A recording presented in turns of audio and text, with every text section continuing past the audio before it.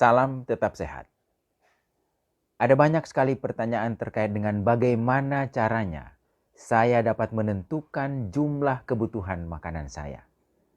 Video kali ini, saya akan membagi cara paling praktis untuk menentukan berapa banyak kebutuhan makanan seseorang.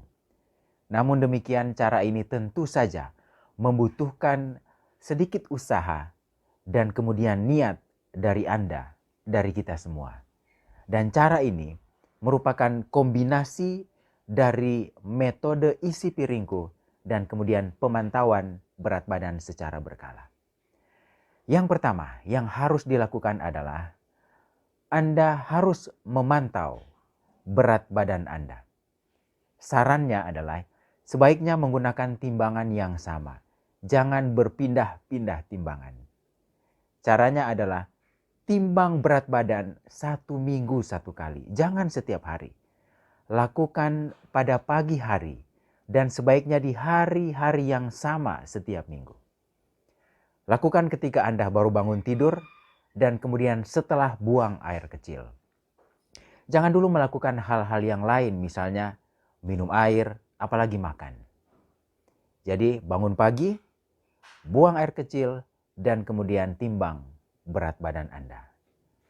Setelah itu hasil dari penimbangan berat badan tersebut harus dicatat atau harus diingat agar Anda bisa memonitoringnya, memantaunya di penimbangan berat badan di minggu-minggu kemudian. Langkah berikutnya adalah membiasakan diri untuk makan sesuai dengan metode isi piringku dari Kementerian Kesehatan negara kita.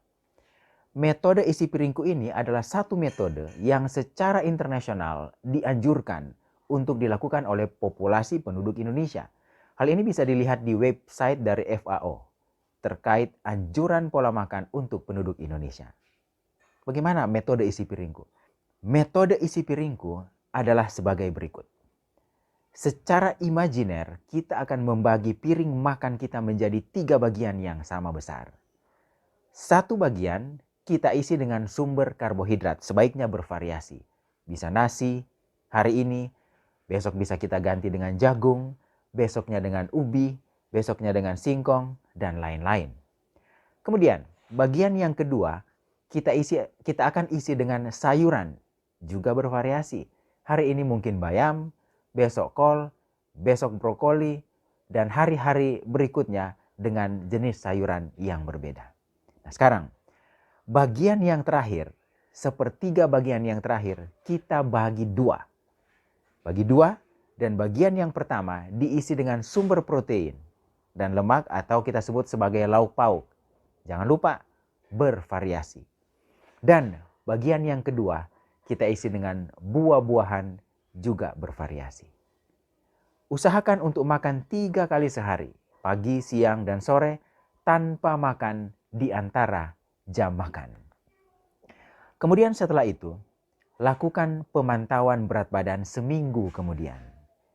Jadi di hari pertama kita lakukan pemantauan berat badan, kemudian dalam 1 minggu kita makan sesuai dengan metode isi piringku pagi, siang, dan sore.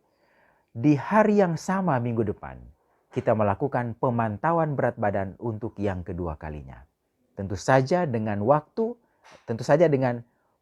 dan cara yang sama dengan yang dilakukan pada pemantauan berat badan awal. Apabila hasil penimbangan berat badan menunjukkan peningkatan, maka itu berarti apa yang kita makan selama 1 minggu terakhir ini masih terlalu besar jumlahnya. Sehingga yang perlu kita lakukan yaitu tentu saja mengurangi jumlah makan. Jangan mengurangi karbohidrat saja. Jangan mengurangi lemak saja. Jangan mengurangi sayur dan buah. Terus apa yang harus kita kurangi? Bagaimana caranya? Caranya adalah kita cari atau gunakan piring yang lebih kecil ukurannya.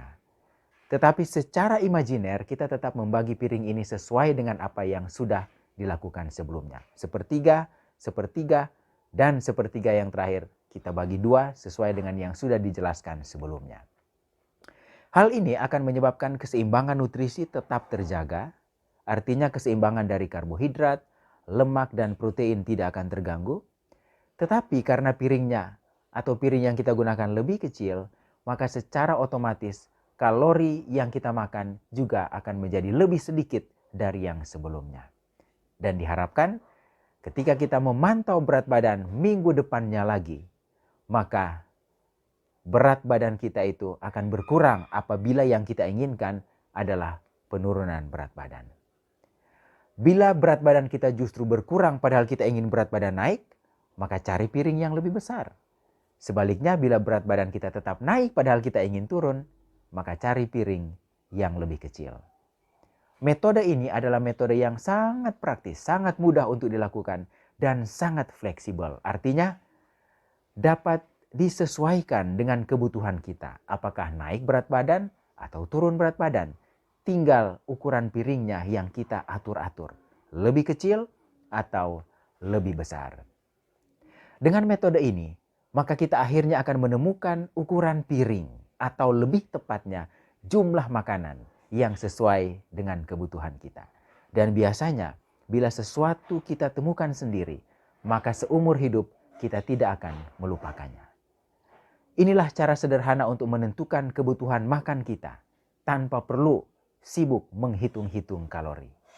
Semoga hal sederhana ini dapat membantu Anda untuk hidup lebih sehat dari sudut pandang nutrisi. Ayo tetap sehat, ayo makan cerdas.